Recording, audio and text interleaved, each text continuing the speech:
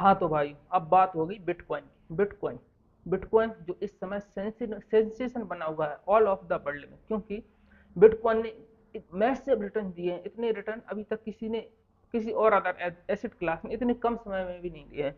Bitcoin का comparison किया जाता है गोल्ड से, लेकिन गोल्ड से उसका कोई कंपैरिजन नहीं है, क्योंकि गोल्ड एक स्ट्रॉन्ग मेटल है, उसकी कोई सब्स्टिट्यूट अवेलेबल नहीं है ना। ये बिटकॉइन तो क्या है, एक दो नंबर की करेंसी है, मतलब गलत कामों में यूज किया जा रहा है। बिटकॉइन के बहुत सारे ऐप बंद हो गए, जैसे बजीरेक्स करके एक ऐप था वो भी बंद हो गया है। उसमें मेरे जानकार पर्सनल व्यक्ति जिन्होंने इसमें पैसा डाला था, मैं उनका नाम नहीं बता सकता, लेकिन अगर आप सुनना ही चाहें तो मान लीजिए उनका नाम रमेश है। रमेश जी ने उसमें पैसा डाला था।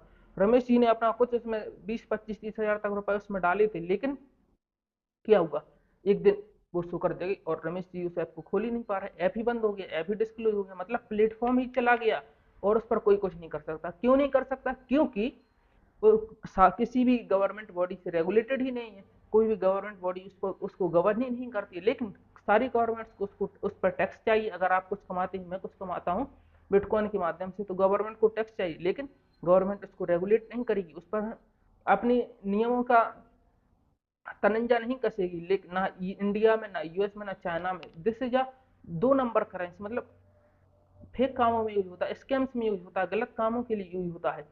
इसलिए मैं तो इसमें इन्वेस्ट करता ही नहीं हूँ, लेकिन आपसे भी सलाह, आपको भी सलाह दूंगा, और आप भी इससे दूर रहिए और जितना से जितना हो सके लोगों को इसके बारे में अवेयर